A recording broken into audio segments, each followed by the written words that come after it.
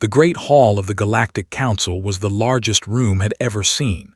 It stretched so far that she could not see the walls on either side. Thousands of alien beings sat in floating seats that rose up and up into the darkness above. Their eyes, some with 3, some with 7, all looked down at her. She was the only human in the room. Walked slowly to the center of the hall.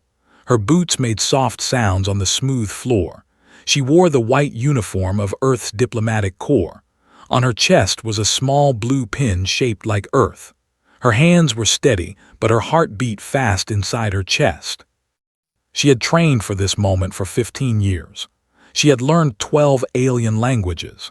She had studied the history and culture of over 200 species. And now, at 34 years old, she stood as humanity's first official ambassador to the Galactic Council. Behind her, floating cameras sent her image back to Earth. 8 billion people watched. They watched their daughter, their sister, their friend, stand alone among the stars. The council leader, a tall creature named, rose from his seat. His skin was pale blue and his eyes were completely black. He had 4 arms, and he folded them across his chest as he looked down at the small human. "You come to us asking for membership," said. His voice was cold like winter wind. "Your species is young. You have only traveled among the stars for 200 years. Why should we accept you?" Took a deep breath. She had practiced her answer many times. "Honored Council," she began, her voice clear and strong. "Humanity does not ask for acceptance because we are powerful. We do not ask because we are old or wise. We ask because we believe in peace. We believe that all thinking beings deserve respect and friendship." She paused and looked around the great hall. Some of the aliens leaned forward with interest. Others whispered to each other. "We have made mistakes," continued. "We have fought wars among ourselves. We have hurt our own planet, but we learned from these mistakes. We grew, we became better, and now we want to join the galactic community. We want to share what we know and learn what you know. We want to build a future together." The hall was silent for a long moment, then spoke again.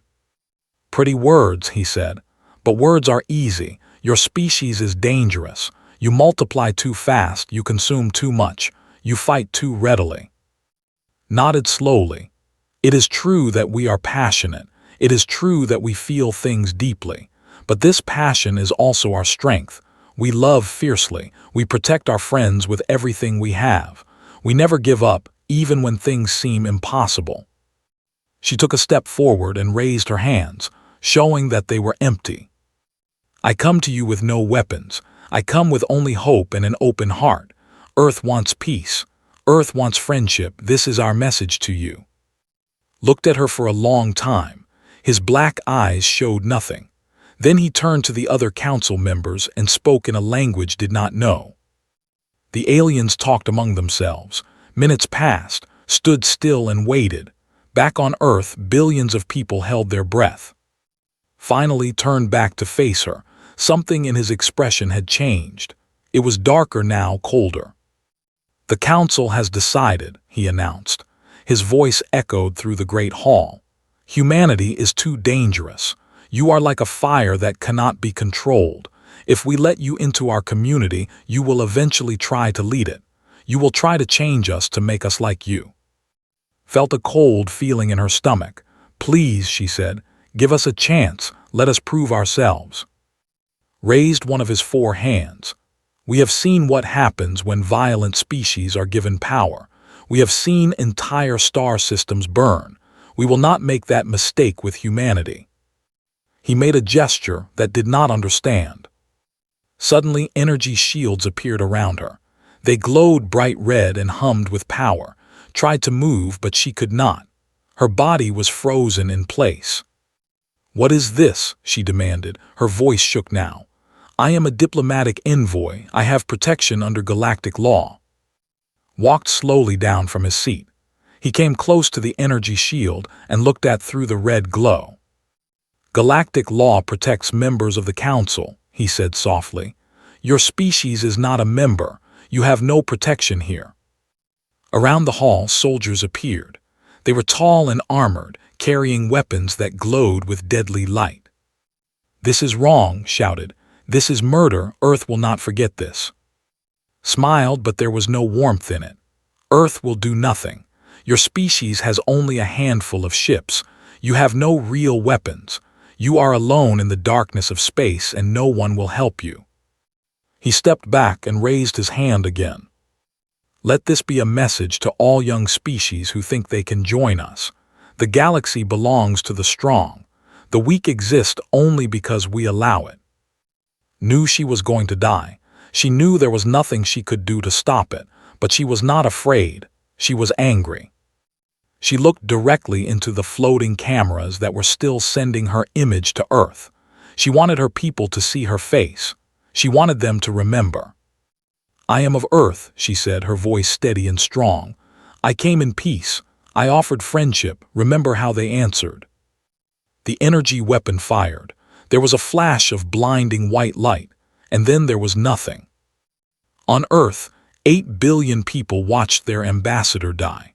They watched her body fall to the floor of that great alien hall. They watched turn away without looking back, as if he had done nothing more important than stepping on an insect. For a long moment, the entire planet was silent. Mothers held their children. Old men wept. Young people stared at their screens with empty eyes. Then slowly something began to change. The sadness in their hearts started to become something else, something harder, something darker. In the military headquarters of United Earth, Admiral sat in front of his screen. He had watched everything. He had seen her face in her final moments. He had seen her courage and her dignity. His hands shook as he reached for the communication panel. He pressed a button that connected him to every military ship and station in Earth's possession. "This is Admiral," he said. His voice was quiet but steady. "All units stand by for orders."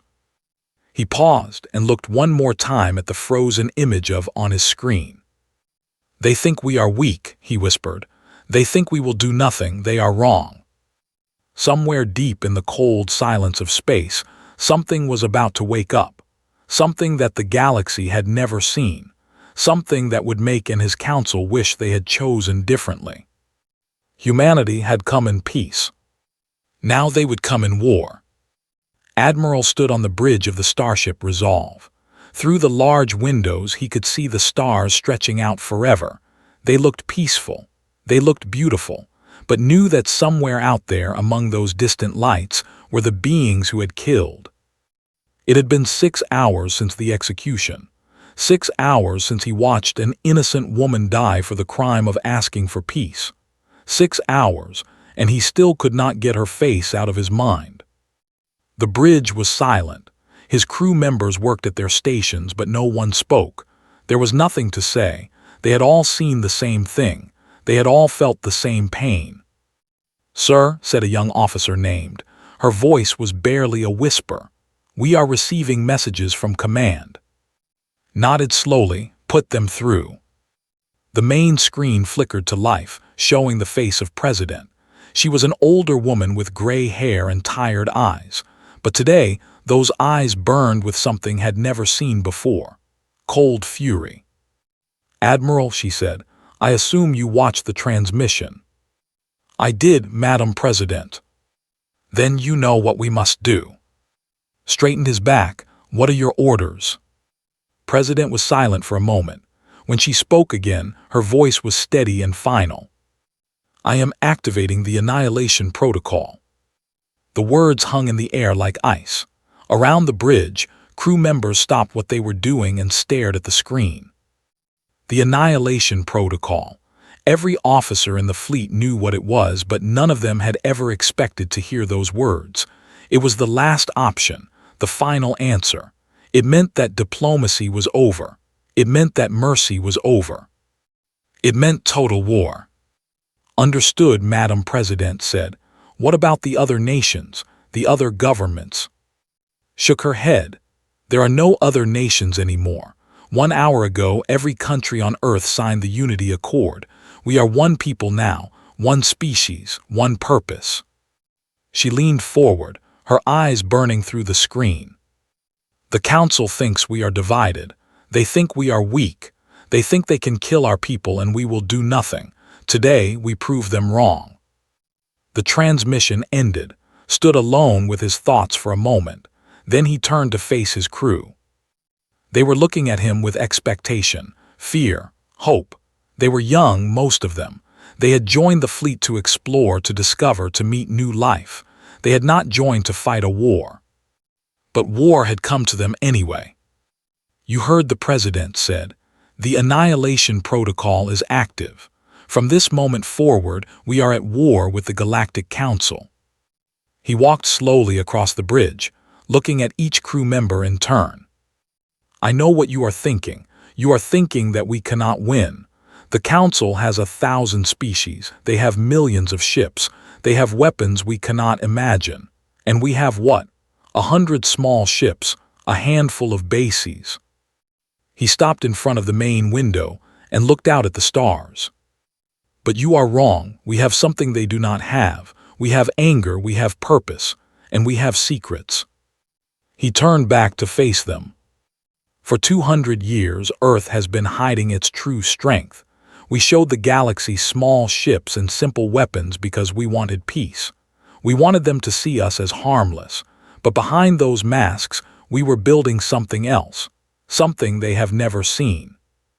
Officer raised her hand. "Sir, what do you mean? What have we been hiding?"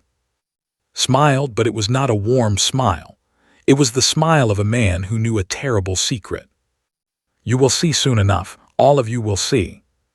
He pressed a button on his chair and spoke into the communication system. "This is Admiral to all Earth vessels. Maintain position and await further orders. The storm is coming." Then he turned off the communication and sat down in his chair. Around him, the bridge crew returned to their work, but there was something different in the air now, something electric. Far across the galaxy, the news of Earth's silence spread quickly. The Council had expected crying. They had expected begging. They had expected the humans to send more diplomats, to offer more gifts, to promise anything in exchange for mercy. But there was only silence. In the great hall where had died, Counselor stood before his fellow leaders. He was pleased with himself. He had shown the galaxy what happened to those who challenged the Council's power. "The humans have gone quiet," one of the other counselors reported. "No communications, no demands, nothing." Nodded slowly. "As expected, they are in shock. They are realizing how powerless they are. Soon they will come back, crying and apologizing, and we will make them pay for wasting our time." Another counselor, a small creature with many eyes, spoke up nervously. "Are we sure this was wise? The humans seemed determined. What if they try to fight?" Laughed. It was a cold, cruel sound. "Fight? With what? They have no fleet. They have no weapons worth mentioning. They are children playing at being spacefaring. We could destroy their entire planet with a single attack group." He waved his hand dismissively. "The humans are finished. In a few cycles they will accept their place. They will work in our minds. They will serve in our houses. They will be what they were always meant to be, servants." The other counselors nodded and murmured their agreement. They trusted. He had led them for 300 years. He had never been wrong. But deep in space, something was changing. On a frozen moon at the edge of human territory, a door opened that had not been opened in 100 years. Snow blew into a long, dark hallway. Emergency lights flickered to life, red and warning. A figure walked down the hallway. She was a woman in a military uniform, with short black hair and eyes that had seen too much. Her name was Commander, and she was the keeper of Earth's darkest secrets. She had received the signal 1 hour ago, the signal that meant everything had changed, the signal that meant it was time. At the end of the hallway was a massive door made of pure metal. It was 10 meters tall and covered in warning signs in a dozen languages. All of them said the same thing: "Do not open." Pressed her hand against a scanner beside the door. A computer voice spoke. "Commander, identity confirmed. Authorization code required. Took a deep breath. The code had been passed down from commander to commander for generations. No one had ever used it. No one had ever needed to. Until now. Authorization code, she said clearly. Omega 77, Annihilation Protocol, Heaven's Wrath. There was a long pause. Then the computer spoke again. Code accepted, opening the vault. The massive door began to move. Ancient machinery groaned and screamed. Dust fell from the ceiling. And slowly, the door opened. Inside was darkness, but as walked forward, lights began to turn on, one by one, row by row, and what they revealed made her stop and stare. Ships, hundreds of ships, thousands of ships, not the small, simple vessels that humanity showed to the galaxy. These were something else entirely. They were massive, they were black, they were covered in weapons that looked like nightmares made real. These were the true ships of humanity, the ships they had built in secret, the ships they had hoped they would never need. Walked among them, her footsteps echoing in the vast space. Each ship was silent and cold, waiting. They had been waiting for over a century. Now it was time to wake them up. She reached the control center in the middle of the vault and sat down at the main console. Her fingers moved across the buttons with practiced speed. "All units," she said into the microphone. "Wake up, Earth calls, our daughter is dead, and we have work to do." One by one, lights began to appear on the ships. Engines hummed to life. Systems activated. And in the darkness of that frozen vault, humanity's true power began to awaken. Across the galaxy, similar scenes played out on hidden moons and forgotten asteroids. Sleeper fleets that had been waiting in darkness for generations received the signal, and they answered. The Council thought humanity had 100 ships. They were about to learn the truth. Humanity had millions, and every single one of them was very, very angry. Commander had not slept in 3 days. She stood in the control center of Vault 7, watching as thousands of monitors came alive around her. Each screen showed a different location. Each location held more ships, more weapons, more of humanity's hidden strength. For 150 years, Earth had been preparing for this moment, not because they wanted war, but because they knew that the galaxy was dangerous. They knew that peace was a gift that could be taken away at any time. So while the diplomats smiled and talked about friendship the soldiers built in secret, they dug into frozen moons, they hollowed out asteroids, they created factories in the empty spaces between stars, and they built ships, so many ships. Pressed a button on her console. A holographic image appeared in front of her, showing the entire galaxy. Blue dots marked the locations of human sleeper fleets. There were so many dots that parts of the galaxy looked like blue fire. "Vault status report," she said into her microphone. Voices came back from across space. Vault 3 awakened, 800 ships ready. Vault 12 online, 1,500 ships powered. Vault 29 activated, 2,000 ships standing by. The reports kept coming, one after another, vault after vault, fleet after fleet. By the time the final report came in, had counted over 3 million ships, 3 million vessels that the galaxy did not know existed, 3 million weapons of war, all ready to fly. And that was not even the most frightening part. Deep beneath Sol, in a bunker that went down for miles into the earth, scientists were working on something else, something that made even the sleeper fleets seem small. The project had many names over the years. Some called it Heaven's Hammer, others called it the God Killer, but most people simply called it the weapon. It was a technology that should not exist. It broke the laws of physics as other species understood them. It could destroy planets. It could tear holes in space itself. It could end civilizations with a single shot. Earth had built it 60 years ago after a close encounter with a hostile alien probe. They had hoped they would never need it. They had prayed that peace would last forever. but peace was dead now, had proved that with her final breath.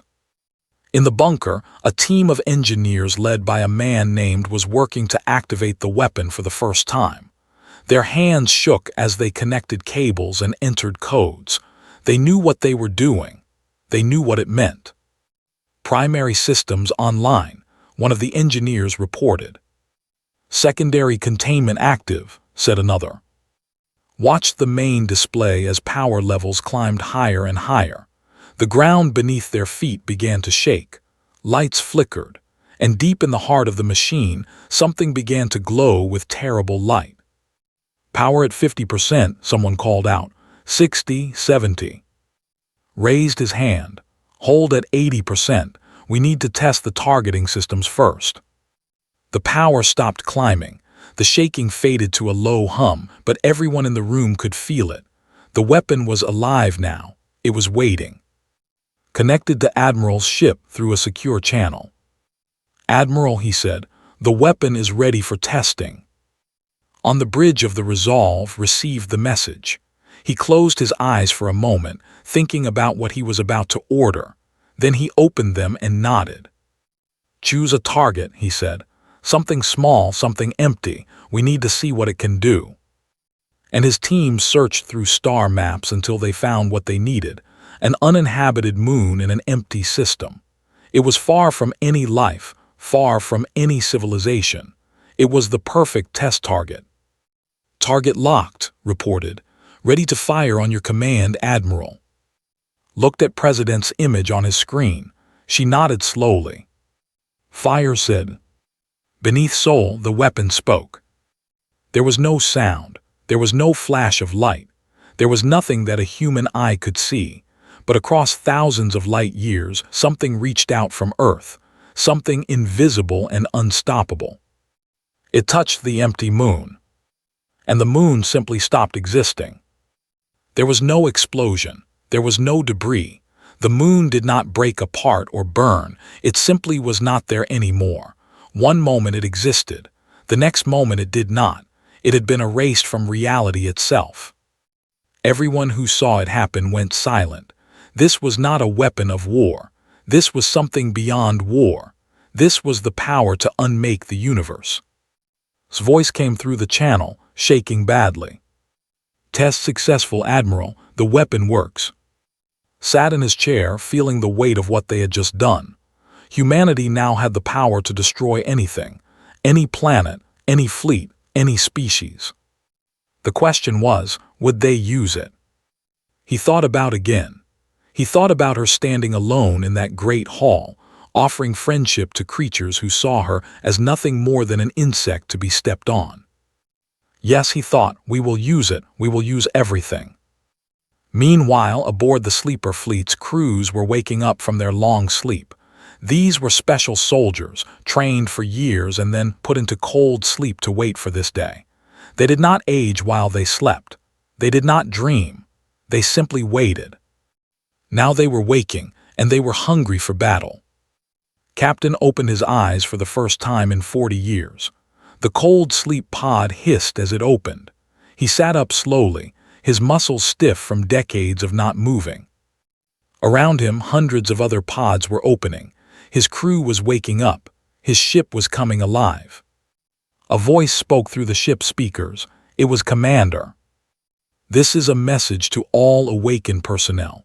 Earth has been attacked. Ambassador was executed by the Galactic Council. The Annihilation Protocol is now active." Felt something cold settle in his chest. He remembered. She had been a young student when he went into sleep. She had come to see the soldiers off, waving and smiling. Now she was dead. "All ships," continued, "will receive their orders within the hour. We are going to war. We are going to make them pay for what they did." Stood up from his pod and looked around at his waking crew. They were confused and scared. They did not know what had happened while they slept. They did not know that the galaxy had become their enemy. But they were soldiers. They would learn, they would fight. "Get to your stations," ordered, his voice rough from decades of not speaking. "We have work to do." As his crew rushed to obey, he walked to the bridge of his ship. Through the windows he could see other ships floating in the darkness. Hundreds of them, thousands of them, all waking up, all preparing for war. He sat down in the captain's chair and looked at the stars. "You should have chosen peace," he whispered to the distant council worlds. "You should have accepted her hand. Now you will face our wrath." On Earth, the factories were working at full speed. Ships that had been hidden for decades were now flying openly. Weapons were being loaded. Soldiers were training. President addressed the human race one more time. "We did not want this," she said, her face filling screens across the planet. "We wanted peace. We wanted friendship. We sent our best and to offer the galaxy our hand." She paused, and when she spoke again, her voice was like iron. "They answered by killing her. They showed us that to them we are nothing. Our lives mean nothing. Our hopes mean nothing. Our dreams mean nothing." She raised her chin. "So now we will show them what we truly are. We are not sheep waiting to be killed. We are not insects to be stepped on. We are humanity. We have survived ice ages and plagues and wars. We have climbed out of darkness again and again." Her eyes burned with terrible purpose. "And now we will teach the galaxy to fear us. We will show them that the cost of our friendship was small compared to the cost of our anger." She raised her hand in a fist. For Earth, for humanity. Across the planet, 8 billion voices answered as one. For humanity. The fleet began to move. And the galaxy held its breath. The first council world to fall was called. It was a beautiful planet covered in silver forests and crystal oceans. 3 billion aliens lived there. They had never known war. They had never needed to. When Captain's fleet appeared in their sky, they did not understand what they were seeing. Their sensors showed thousands of ships where there should have been empty space. Black ships covered in weapons. Human ships. The planetary governor, a being with blue skin and gentle eyes, sent a message of welcome. He thought perhaps these were lost travelers. Perhaps they needed help. Received the message on his bridge. He read the words of welcome, the offers of food and shelter, and he felt nothing. "Open a channel to the planet," he ordered. The channel opened. Space appeared on screens across. "People of," he said, his voice was calm and empty. 3 days ago your council murdered our ambassador. She came in peace. She offered friendship, and your leaders killed her." He paused, letting the words sink in. "We do not hold you responsible for this crime. You are innocent, but you are still part of the council. You still benefit from their power. You still sleep safe because they protect you." The governor's face appeared on screen. The alien looked confused and afraid. "Please," the governor said, "we had nothing to do with that decision. We did not even know it happened. Please, there must be a way to talk about this." "There was," replied. "Ambassador was the way, she was our words, she was our hope for peace, and you watched her die." "I did not watch, I did not know." His expression did not change. "Then you should have paid more attention to what your leaders were doing." He cut the communication and turned to his weapons officer. "Target their military bases, their government buildings, their defense systems. Leave the civilians alone for now. We want them to see. We want them to tell others what happened here." The weapons officer nodded and began entering commands. What happened next was not a battle, it was a lesson. Human weapons fell from the sky like rain. They struck with perfect accuracy, hitting only what they were meant to hit. Military bases vanished in fire. Government buildings crumbled to dust. Defense satellites exploded and fell like burning stars. In less than 1 hour, every symbol of council power was destroyed. Every soldier was dead. Every weapon was gone. And then the human fleet simply left. They did not occupy the planet. They did not demand anything. They just disappeared into the darkness of space, leaving behind a world in shock. The survivors sent messages to the council, begging for help. They sent images of the destruction. They sent recordings of cold voice. And across the galaxy, other species began to understand what was happening. The humans were not attacking randomly. They were not trying to conquer. They were sending a message, a very clear, very terrible message. This is what happens when you hurt us. The next world was called. It was an industrial planet covered in factories that built weapons for the Council fleet. Admiral led the attack himself. This time there was no warning. There was no chance to surrender. The human fleet appeared and immediately began destroying. Factory after factory exploded. Shipyards burned. Refineries melted. In 3 hours, the entire industrial capacity was gone. Again, the humans left the civilians alive. Again, they disappeared without a word. The pattern continued. World after world fell, not to occupation but to destruction. The humans attacked anything related to the Council's military power: bases, shipyards, weapons factories, communication centers. They moved like ghosts through Council space, striking and vanishing before anyone could respond. Their ships were faster than anything the Council had ever seen. Their weapons were more powerful than anything the Council understood. And every time they attacked, they left survivors, witnesses who could tell others what they had seen. Counselor watched the reports come in, one after another. His blue face had gone pale. His hands shook as he read the numbers. 47 military bases destroyed, 19 shipyards gone, 832 defense satellites eliminated. And the humans had not lost a single ship. "This is impossible," he whispered. "They were supposed to be weak. They were supposed to have nothing." One of his advisors spoke carefully. "It appears they were hiding their true strength, Counselor. Our intelligence was wrong, very wrong." Slammed his fist on the table. "Then fix it. Send the fleet. Destroy their pathetic planet before they can do more damage." The advisor looked nervous. "The fleet is gathering, Counselor, but it will take time. And the humans seem to know where our ships are before we do. Every time we send a group to intercept them, they are gone before our ships arrive. Then find them, hunt them down." "We are trying, Counselor, but there are so many of them. Our sensors are picking up human ships in 12 different systems. We do not have enough forces to chase them all." Stood up and walked to the window of his chamber. Outside, he could see the Council stretching to the horizon. Beautiful cities, ancient monuments, the heart of galactic civilization. For the first time in his 300 years of life, he felt fear. "What have we done?" he whispered. Far across the galaxy, Captain was preparing for the largest attack yet. His target was a space station called the Star Fortress, the main military headquarters of the Council. It floated in deep space, protected by a fleet of 10,000 ships. Any sane commander would avoid such a target. It was too well defended, too powerful. But was not trying to be sane. He was trying to make a point.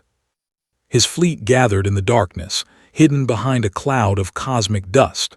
3,000 human ships, all hungry for battle. "All ships," said through the fleet channel. "In a few minutes we will attack the Star Fortress.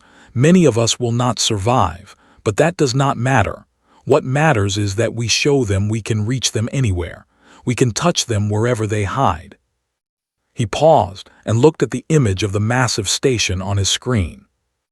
"They thought killing our ambassador would make us afraid. They thought we would bow down and accept our place. But we are human. We do not bow, we do not surrender, we do not forgive." He drew his breath. "For Ambassador, for Earth, attack." The fleet exploded from hiding and fell upon the Star Fortress like wolves upon sheep. The Council defenders fought hard. They had numbers on their side. They had experience.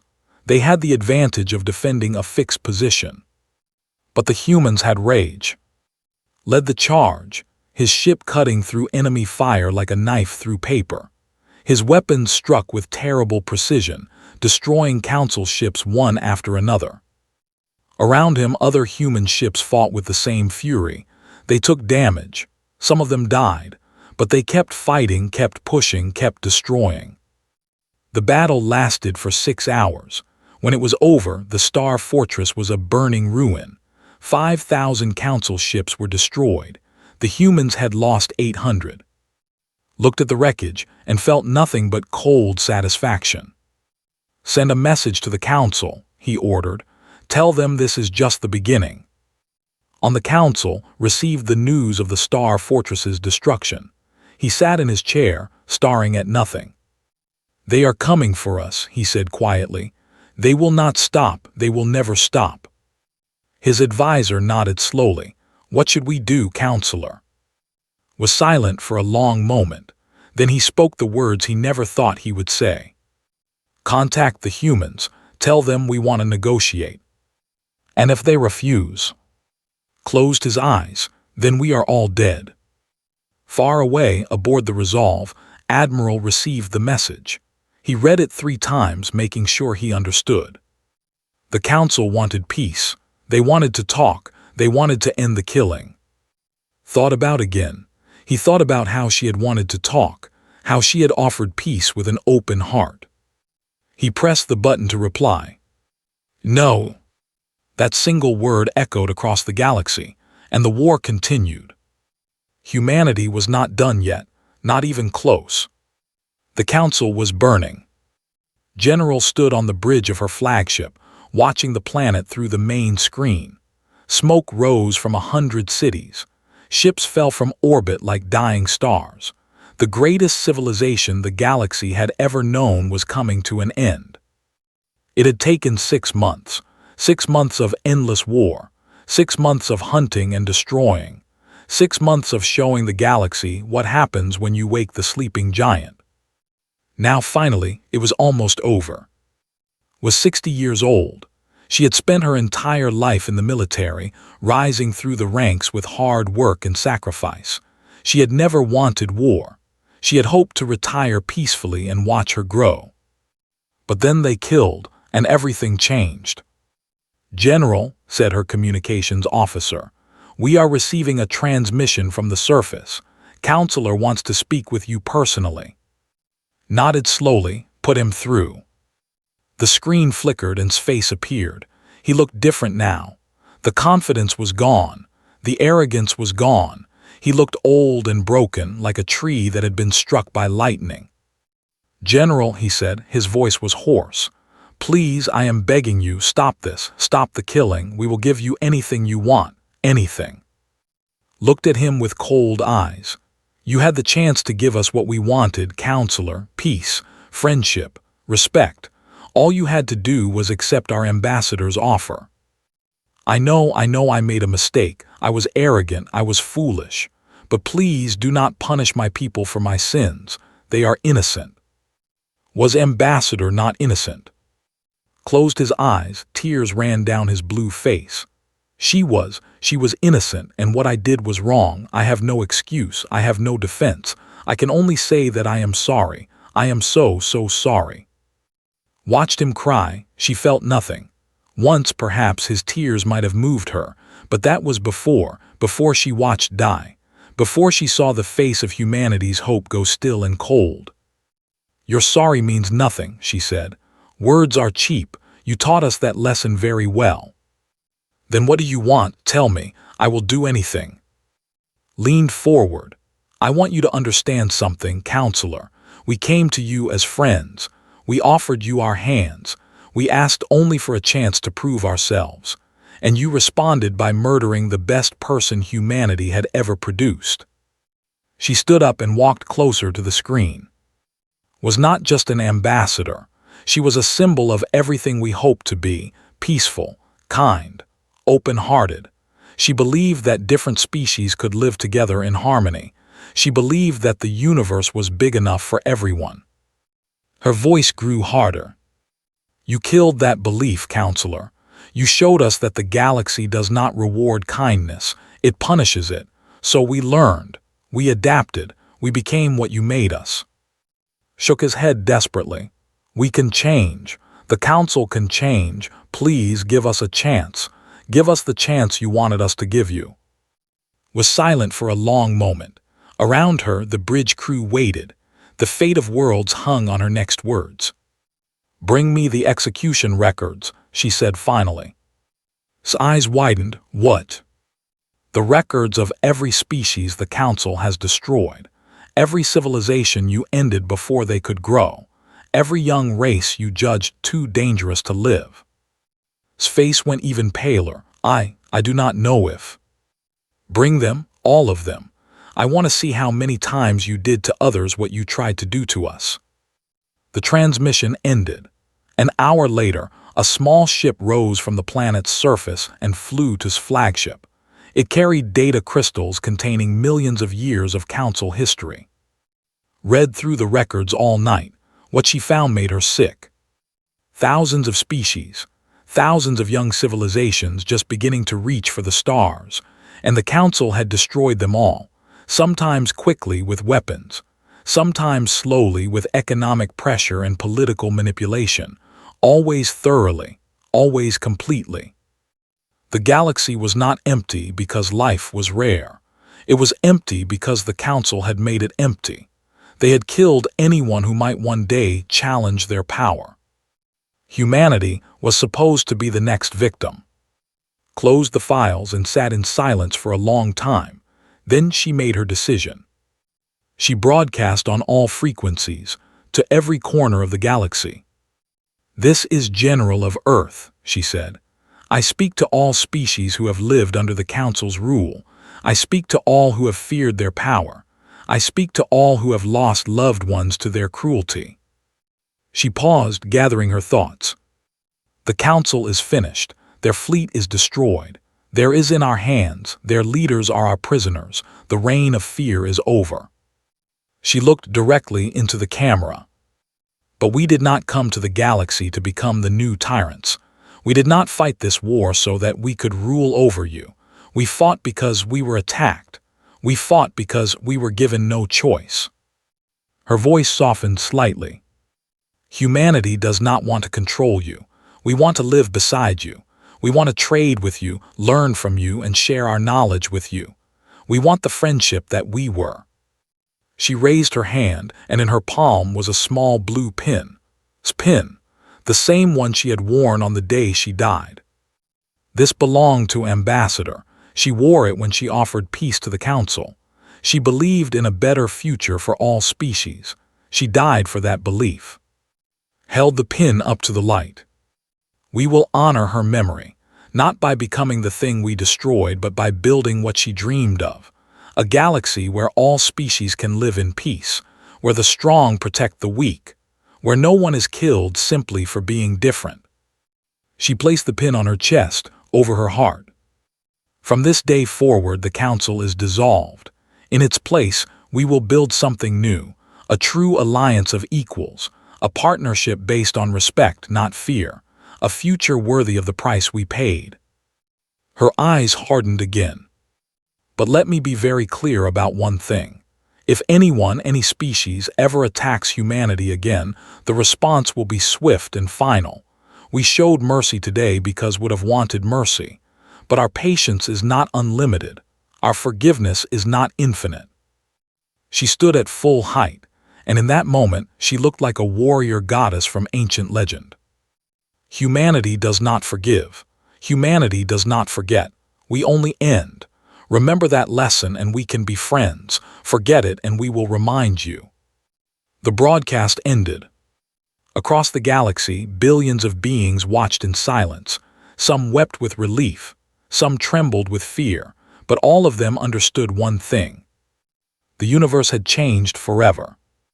In the ruins of the Council was brought before in chains. He knelt on the ground, broken and defeated. "What will you do with me?" he asked. Looked down at him. "You will stand trial for your crimes, all of them.